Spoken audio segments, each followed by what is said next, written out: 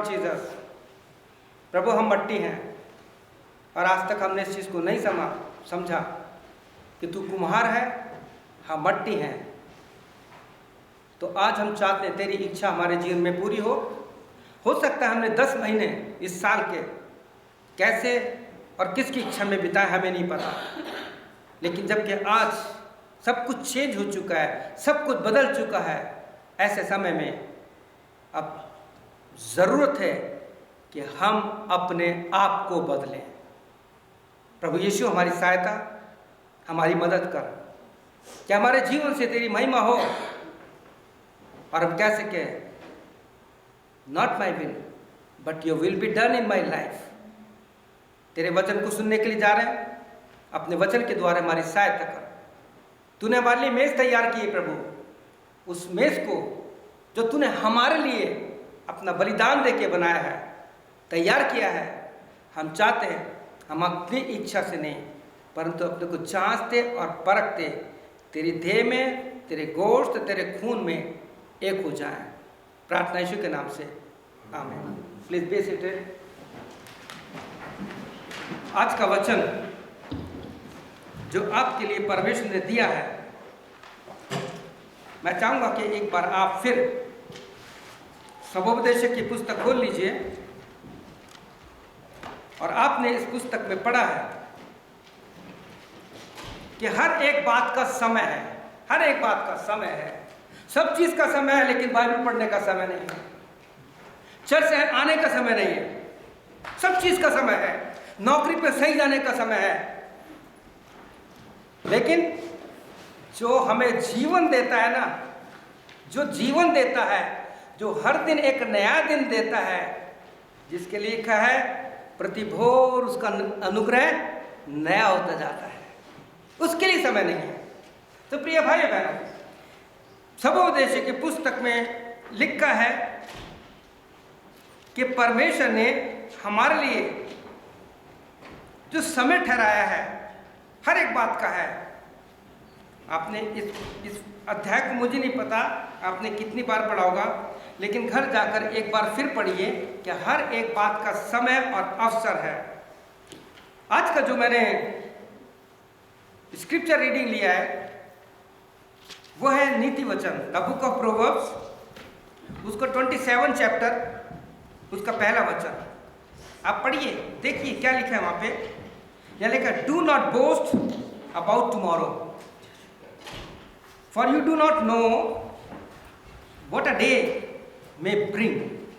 हिंदी में लिखा है कल के दिन के विषय में मत फूल, क्योंकि तू नहीं जानता कि दिन भर में क्या होगा। ध्यान दीजिए इन चीजों को। आज का जो विषय है वो है टाइम या समय है। आज का वचन सारे संसार के लोगों के लिए तो है ही, ये बाइबल सारे विश्व के लोगों के लिए है, लेकिन आज का वचन जो है खास कनाडा और अमेरिका के लिए। आप कहेंगे कैसे? क्योंकि आप जानते हैं कि हर साल 4 नवंबर को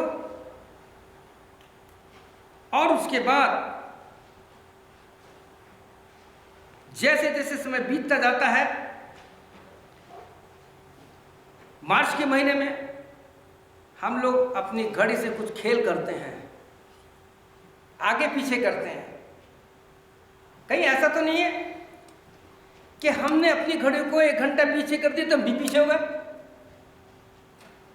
सोचिए, आप और हम 4 नवंबर से आने से पहले 2 दिन 3 पहले लोगों का कहना सुनते, भैया 1 घंटा पीछे कर देना, 1 घंटा पीछे कर देना, और कहते हम खुद पीछे हो जाते हैं। कितने लोगों ने प्रार्थना की कि प्रभु 4 तारीख को हम चाहते हैं कि जब हम समय को पीछे करेंगे तो हम आत्मीय रूप से कभी पीछे ना हटें, कलीसिया के लिए पीछे ना हटें, जो तूने काम सौंपा उसको हम अपने समय पे करें। क्योंकि आपने देखा होगा हम घड़ी को आगे पीछे कर देते हैं, कभी 1 घंटा आगे कर देते हैं, कभी हम 1 घंटा पीछे कर देते हैं। लेकिन आपने कभी सोचा कि 24 घंटे में कोई फर्क पड़ा क्या? सवाल उठता है।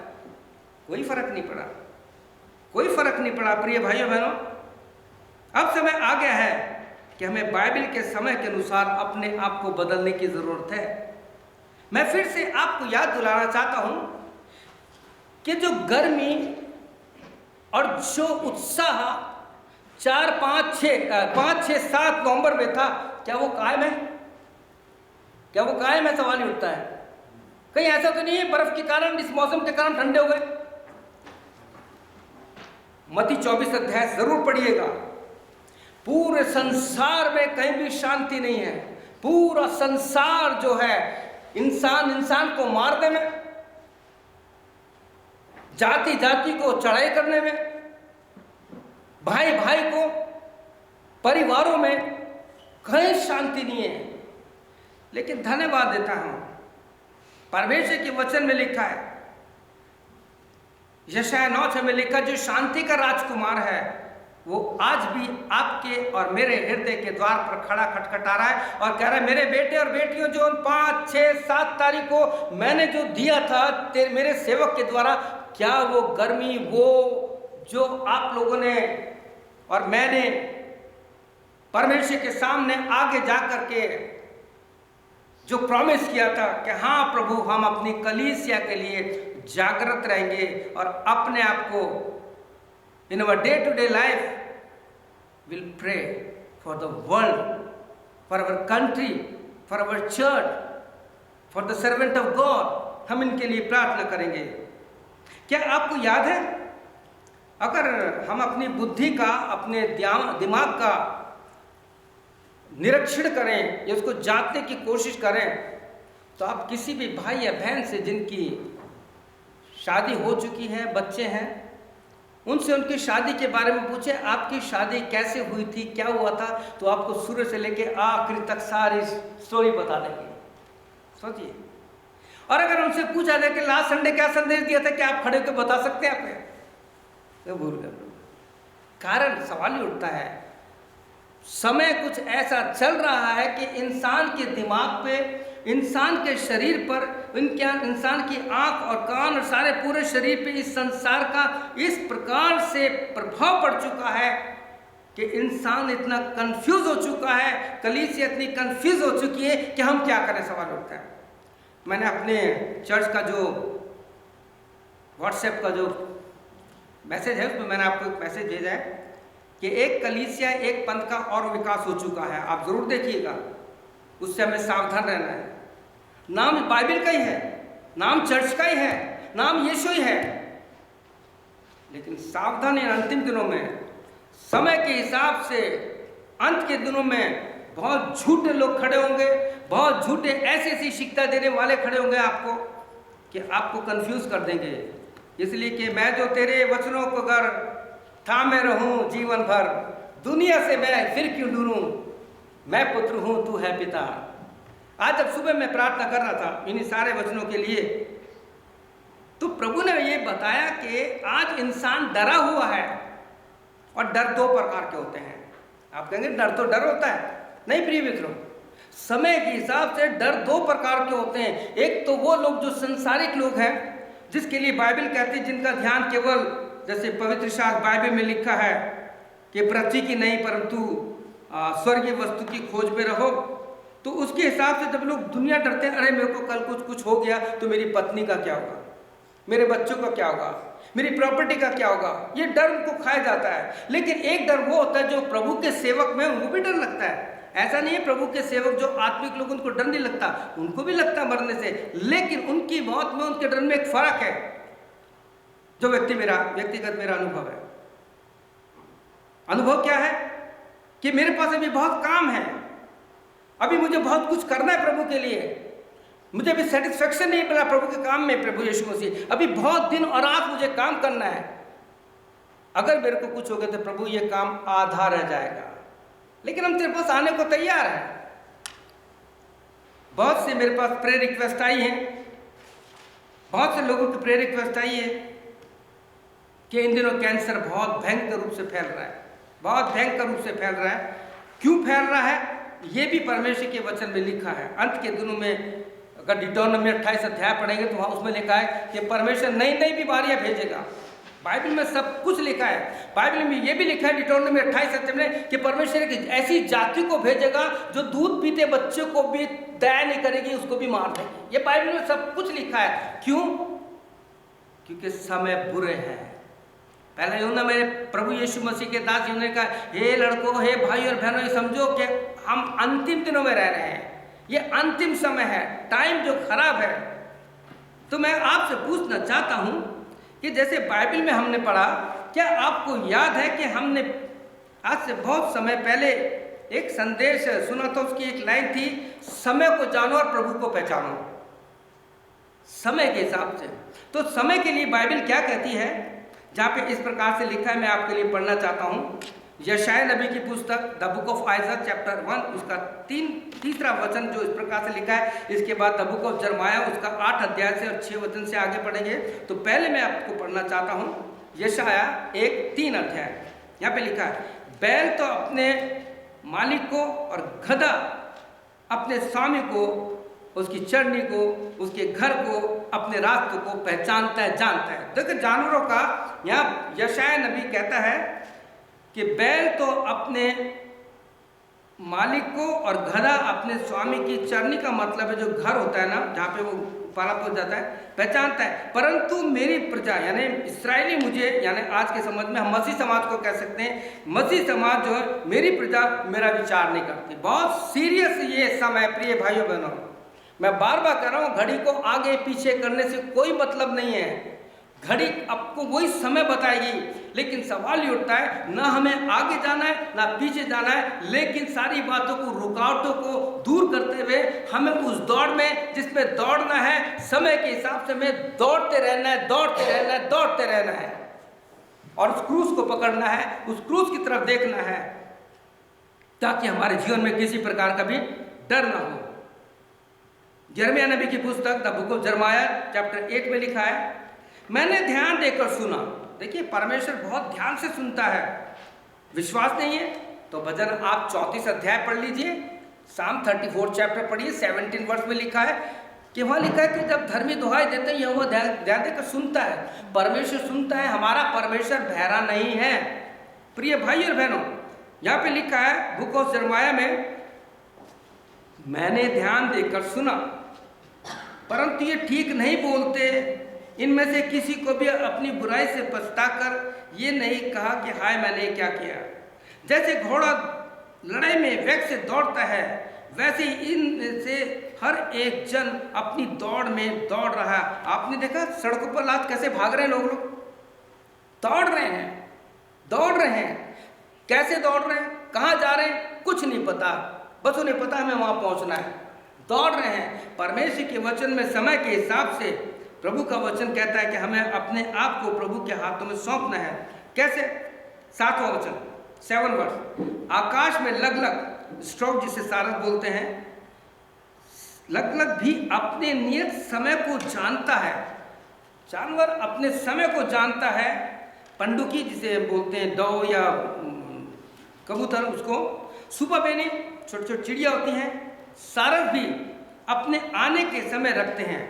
क्या दीजिए, अपने आने का समय रखते हैं। आपको पता है 12 जब यीशु मसीह 12 साल का था, 12 साल की उम्र से ही वो कलीसिया में, चर्च में उसका रहने का स्थान है, क्योंकि उसने अपने माता पिता से कह दिया, क्या तुमको नहीं पता मुझे अपने पिता के घर में रहना है, यही मेरा घर है। तो आपको पता है हर संडे को, हर रविवार को, प्रभु के दिन प्रभु यीशु मसीह ये ध्यान करता है कि कितना अच्छा कि मेरे लोग जो मेरे कहलाते हैं मुझसे पहले यहाँ आता है। प्रिय भाई बहन, हम जानते हैं थक जाते हैं, सब कुछ होता है, लेकिन प्रभु ने एक ही साल दिया है, साल में केवल 52 संडे देता है, 52 संडे देता है।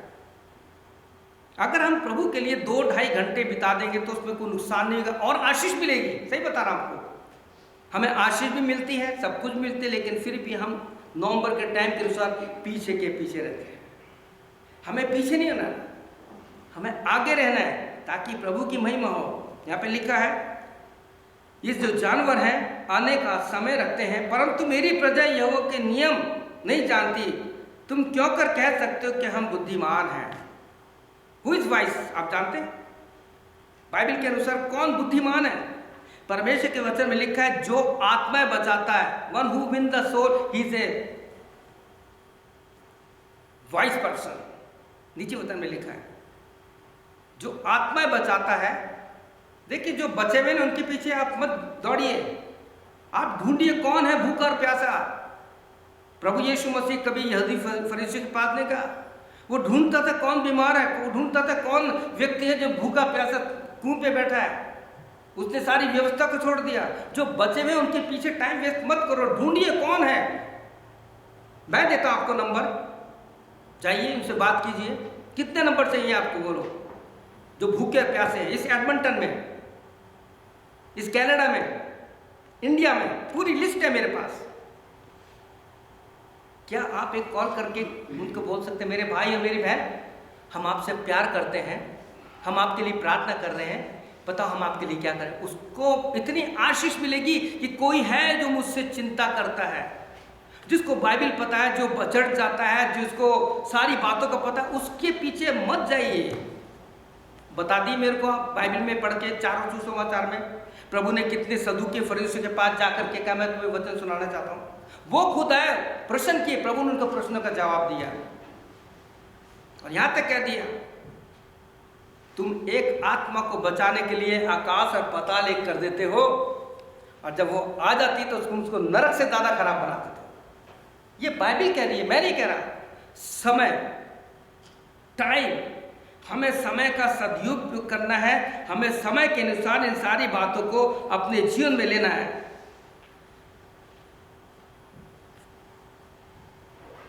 प्रिय भाइयों बहनों, परमेश्वर के वचन में यह भी लिखा है कि सबोपदेश की पुस्तक अपने आप में बहुत ही अच्छी सुंदर पुस्तक है, जिसको सुलेमान ने अपने अनुभव से लिखा है। नीति वचन अपने अनुभव से लिखा है। सुलेमान ने अपने अनुभव से इन पुस्तकों को लिखा है। और जब सबोपदेश की पुस्तक क्लासिक में आपको 12 मिलेगा, सब बेकार है, इट इन मेन, सब बेकार है, सब बेकार है, कुछ नहीं है। क्यों कहता है? क्योंकि वो अपने मार्ग से चलते चलते पीछे हट गया था। पढ़ लीजिए, मैं नहीं कह रहा ये। प्रिय भाइयों बहनों, मेरी आप लोगों से हाथ जोड़ के विनती, आप चाहे कनाडा में हैं, चाहे अमेरिका में हैं, चाहे दुनिया के किसी भी कोने में हैं, मैं आपसे यही विनती करता हूं कि हमें अब समय आ गया है कि हमें अपने आप को पवित्र शास्त्र बाइबल जो कहती है उसके अनुसार अपने आप को चलाना है। क्योंकि बाइबल में साफ लिखा है, आई थिंक इब्रानियों 5:12 में, समय के हिसाब से तो तुम्हें गुरु हो जाना चाहिए था, गुरु हो जाना चाहिए था। हर एक को ये यहाँ पे कंपटीशन होना चाहिए कि आज मैं आप प्रचार करना चाहता हूँ या चाहती हूँ, मैं आज प्रभु के लिए कुछ करना चाहता हूँ। हमें एक, जिसको कहते हैं ना, हमें श्रोताओं के समान, स्पेक्टेटर के समान नहीं, हमें एक कार्यकर्ता के रूप में इस कलीसिया में आना है और प्रभु के लिए काम करना है। प्रिय भाइयों बहनों, परमेश्वर के वचन में लिखा है परमेश्वर हर एक काम का, हर एक बात का जवाब लेगा और न्याय करेगा। मेरे साथ निकाल दिए सबोपदेश की पुस्तक, उसका 12वां अध्याय, द बुक ऑफ इक्लेसियास। ये मैं आपके लिए पढ़ना चाहूँगा और आपको यहाँ पे दिख जाएगा आपके इस पे। बहुत ही सुंदर वचन है। जब भी मैं पढ़ता हूँ तो अपने आप को जांचता हूँ, परखता हूँ कि प्रभु मुझे बता मेरे जीवन में और क्या कमी है। Every day we have to pray, Lord teach me and show me the right way. मेरी कमियां बता, मेरी गलतियां बता। मैं अपने आप को, जैसे संसार में सब कुछ हो रहा है, हमने सबोपदेश में पूछा कि हर एक बात का समय है, हर एक बात का समय। प्रभु अब मैं भी ये जानना चाहता हूँ कि मेरे लिए कौन सा समय है कि जब मैं तेरे लिए खड़ा हो जाऊं, तेरे लिए अपने कार्य को कर सकूं। और बहुत सी आत्माओं को जो भूखी प्यासी हैं, जो इन दोनों डर में पड़ी है कि कब हमें क्या हो जाए। आप पूछो दुनिया में क्या हो रहा है, देखिए आप दुनिया में क्या हो रहा है। कहीं भी शांति नहीं है, किसी भी देश में शांति नहीं है, सब जगह त्राही त्राही चल रही है, लोग एक दूसरे को मार रहे हैं, देश देश पे चढ़ाई कर रहा है, जाति पे जाति तैयार कर रही है, इंसान इंसान को मार रहे हैं। क्यों? क्योंकि we are living in the last days and last hour. क्योंकि प्रार्थना में लिखा है कि हे प्रिय भाइयों, हम अंतिम दिनों में रह रहे हैं। और इसके बाद भी अगर हम अपने समय के अनुसार, जैसे बाइबल में लिखा है, जैसे सबोपदेश की पुस्तक में लिखा है उसके 12 अध्याय में उसके 13-14 वचन में लिखा है, सब कुछ सुना गया। अंत की बात यह है कि परमेश्वर का भय मान और उसकी आज्ञाओं का पालन कर, क्योंकि मनुष्य का संपूर्ण कर्तव्य यही है, उसकी सारी रिस्पॉन्सिबिलिटी जो भी है उसका ये सब कुछ सुना गया। अंत की बात यह है कि परमेश्वर का भय मान और उसकी आज्ञा को मान, क्योंकि परमेश्वर का संपूर्ण कर्तव्य यही है कि जो कुछ बाइबल कहती है, क्या किसी को पता है कि जैसे बाइबल में पढ़ा कि पैदा होने का समय है और मरने का समय है। पैदा होने का तो समय डॉक्टर बता देता है, आगे पीछे हो जाता है, लेकिन क्या किसी को पता है कि दुनिया से जाने का कब समय है? इसलिए हमने पहला वचन पढ़ा था कि कल के विषय में मत भूल, क्योंकि तू नहीं जानता कल क्या होगा। इसलिए हमें समय के हिसाब से, चाहे हम कनाडा में हैं, चाहे हम अमेरिका में हैं, चाहे इंडिया में, दुनिया के किसी भी कोने में हैं, समय बदलता जा रहा है, सब कुछ चेंज हो रहा है, सारे नेचर चेंज हो चुका है दुनिया का। अब समय आके हमें अपने आप को बाइबल के अनुसार बदलने की जरूरत है। क्या लिखा है? सब कुछ सुना गया। अंत की बात यह है कि परमेश्वर का भय मान, उसकी सारी आज्ञा को मान, क्योंकि मनुष्य का कर्तव्य यही है। 14 वर्ष में लिखा है, क्योंकि परमेश्वर सब कामों और सब गुप्त बातों का, यहाँ पे देखिए कितनी सुंदर लिखा है, क्योंकि परमेश्वर सब कामों का और सब गुप्त बातों का, चाहे वो भली है या बुरी है, न्याय करेगा। सैटरडे को प्रभु का धन्यवाद हो। अगर आपको चाहिए, अगर आपके घर में लैंडलाइन नंबर है, मैं आपको नंबर दे सकता हूँ। कैलिफोर्निया से जो प्रेयर लाइन है, जिसको हम मेंबर है या मेंबर क्या, हम प्रार्थना के सहयोगी हैं प्रेयर लाइन में, वहाँ पे मेरे को बाइबल स्टडी देनी पड़ती है। परमेश्वर ने बड़ा काम किया। और कल जो सैटरडे को सुबह 9 बजे से लेकर और 1 बजे तक प्रेयर लाइन में जुड़े हैं, उसमें जो आपको याद होगा मैंने एक मैसेज दिया था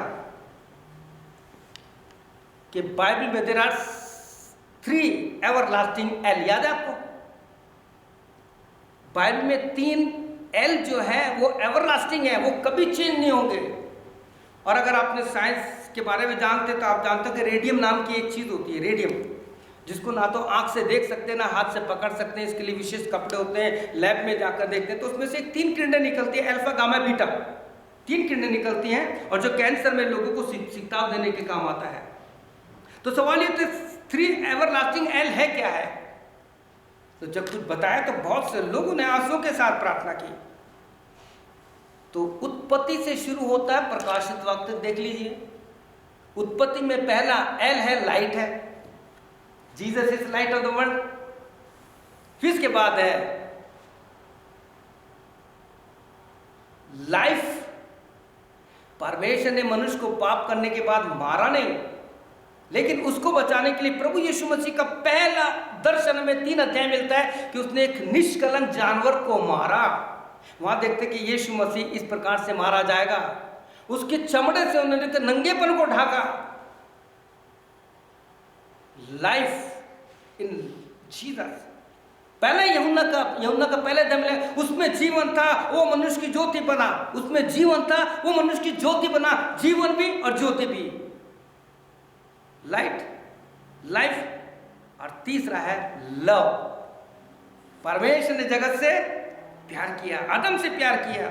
अब होगा क्या? जिस दिन हम परमेश्वर के उस न्याय के समय, टाइम पे बता रहा हूं, जिस दिन when the time will come of the judgment and when we'll stand before the God, तो कुछ लोग तो मत्ती 21 उसके 7 अध्याय उसके 21-22 के अनुसार चिल्ला के प्रभु हमने तो तेरे साथ ये किया, हमने तेरे लिए ये किया, हमने। प्रभु किसी की नहीं सुनेगा। प्रभु क्या कहेगा? कोई जानता है? एक कुकर्म करने वालों, मेरे पास से चले जाओ, मैं तुम्हें नहीं जानता। लेकिन जिनके पास 3 एवरलास्टिंग एल है, तो जैसे रेडियम में से अल्फा गामा बीटा निकलती है ना, तो जब प्रभु के सामने खड़े होंगे ना, तो हमारे जीवन में से अगर वास्तव में मैं आपके लिए नहीं कह रहा, यदि वास्तव में मैंने आज तक प्रभु की सेवा सही रूप से की है और डर भय से करता हूं, तो न्याय के दिन मुझे डरने की जरूरत नहीं होगी, बोलने की जरूरत नहीं होगी, क्योंकि जीवन में से 3L निकलेंगे, लाइट, लाइफ एंड लव। प्रभु कह गई तो मेरा है, क्योंकि मैं इसके अंदर हूं, जिसके अंदर यीशु मसीह है उसके अंदर ये तीनों चीज पाई जाएगी। और उस समय when the time will come, on that judgement time, आपको बोलने की जरूरत नहीं पड़ेगी। प्रभु कह गए, मेरे पिता के धन्य लोगों, तुम धन्य हो जो थोड़े में विश्वास रखो, आओ उस रेस के वारिस हो जाओ जो तुम्हारे लिए जगत की उत्पत्ति से तैयार किया गया है। प्रिय भाइयों बहनों, जब इन सारे वचनों पर मैं विचार कर रहा था, प्रभु ने बहुत कुछ समझाया, बहुत कुछ सिखाया। Still I am learning. मैं ज्ञानी नहीं हूं, मैं केवल सीख रहा हूं, आप लोगों से सीख रहा हूं। मैं आप लोगों से, प्रभु मुझे बहुत सिखा रहा है, क्योंकि जिंदगी सीखने की है।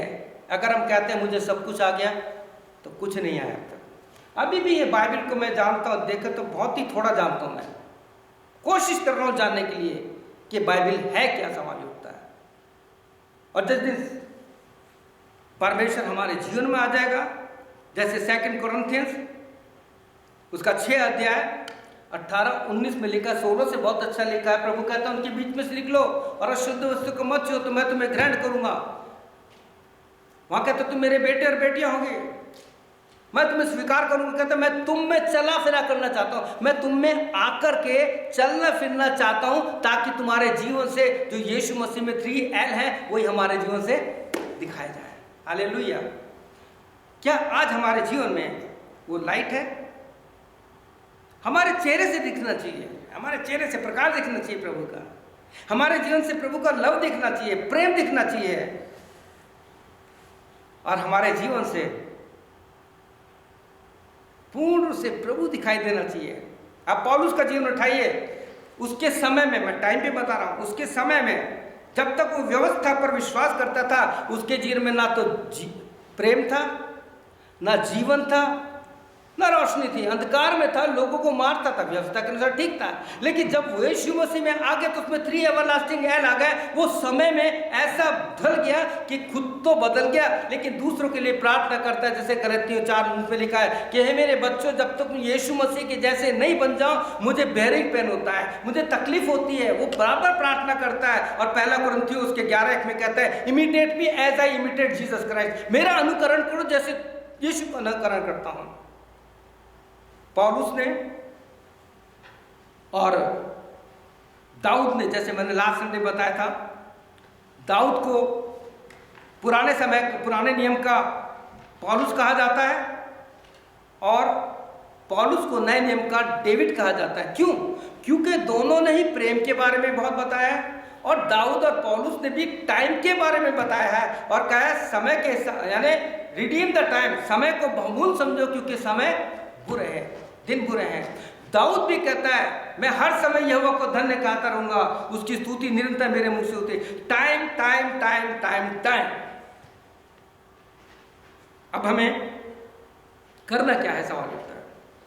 अब ये करना है कि in our day to day life, जैसे परमेश्वर का दास पौलुस कहता है, मैं रोज मरता हूं, जब तक हम नहीं मरेंगे तब तक हमें जीवन भी नहीं मिलेगा। अंत में मैं आपसे यही कहना चाहता हूं कि हम एक गीत गाते हैं, आज गाया भी है, तेरी इच्छा पूरी हो जाए, हाथों में तेरे जीवन है। क्या आप इस गीत को घर जाकर के ध्यान से बैठकर इस पे मनन करेंगे? या कहीं ऐसा नहीं, धुन बहुत अच्छी है, हम सबके साथ गाते हैं, इमोशनली हो जाते हैं तो बहुत अच्छा लगता है, उसके बाद सब खत्म हो जाता है। कहीं ऐसा तो नहीं कि गीत गाते हैं, खुल जाएंगी किताबें जिस दिन हिसाब होगा, इंसाफ का तराजू यीशु के हाथ होगा। गाते हैं, बहुत अच्छा गाना है, संगीत इसलिए गाते हैं। हमने बहुत अच्छे गीत गाए थे 5, 6, 7 तारीख को, बहुत अच्छा गाया था। समय चला गया, सब कुछ खत्म हो गया, आज जहां थे वहीं के वहीं रहे। टाइम, हमें अपने आप को देखना है कि घड़ी को आगे पीछे करने से कुछ नहीं मिलेगा। आगे पीछे करने से आपको वही बताएंगे कि जो टाइम बता रही हूँ ना, जो मैं टाइम बता रही हूँ उसके अनुसार करना है तुम्हें। घड़ी की एक एक टिक टिक टिक टिक टिक टिक टिक टिक आपको करिए, आगे बढ़ो, आगे बढ़ो, आगे बढ़ो। मैं पीछे नहीं घूमूंगी, आपको आगे जाना। बेशक से आपने आगे पीछे कर दिया टाइम, लेकिन घड़ी की सुई के अनुसार, सेकंड सुई के अनुसार आपको और मुझको आत्मा में, प्रार्थना में आगे बढ़ना है। आइए प्रार्थना करते हैं। Thank you Lord Jesus. प्रभु तेरी महिमा हो, तेरी स्तुति हो, तेरा धन्यवाद देते हैं प्रभु यीशु मसीह। हमें घड़ी बहुत कुछ सिखाती है, क्योंकि प्रभु यीशु किसी ने कहा है, यदि आप किसी को अपना महत्वपूर्ण समय प्रार्थना में, उनके दुख में दुखी होने के लिए साथ अगर बिताते हो तो वो सबसे बड़ा दान होता है। क्योंकि प्रभु तेरे वचन में लिखा है, रोने वालों के संग रो और आनंद करने वालों के साथ आनंद करो। हमारी सहायता कर प्रभु, मदद कर कि हम पीछे नहीं आगे हो, क्योंकि तू अपने वचन में प्रभु साफ लिखा है व्यवस्था 28:12 में कि तुम्हें पूंछ नहीं, तुम्हें सर बनाना चाहता हूं। बस इसके लिए तुम्हें यह करना है कि तुम्हें समय के हिसाब से सारी बातों को देखते हुए मेरे जैसा बनना है, ताकि तुम्हारे जीवन से वो ज्योति दिखाई दे, तुम्हारे जीवन से वो प्रेम दिखाई दे, तुम्हारे जीवन से वो सब कुछ दिखाई दे, ताकि हमारे जीवन में लोग यीशु को देख सकें। हमें किसी को बुलाने की जरूरत नहीं पड़े, हमें किसी के पास जाने की जरूरत नहीं पड़े। जैसे यीशु के पास लोग आते थे, इस कलीसिया में हमारे पास लोग खुद आए, ताकि हमारे जीवन के द्वारा प्रभु की महिमा हो। अब समय आया है कि परमेश्वर काम करे। जो हमारा थीम था उसके लिए धन्यवाद देते हैं कि बार बार आपको रिमाइंड कराएगा कि अब समय आया है कि प्रभु काम करे, हमारे द्वारा, कलीसिया के द्वारा काम करे और मसीह की देह उन्नति पाए। प्रार्थना यीशु के नाम से, आमीन। मुझे पूरा विश्वास है कि परमेश्वर ने हमें समय के हिसाब से चेतावनी दी है कि हमें अपने समय के हिसाब से अपने आप को आगे रखना है, पीछे रखना और अपने आप को इन अंतिम दिनों में तैयार करना है। प्रभु आपको आशीष दे। May God bless you. आमीन और फिर आमीन।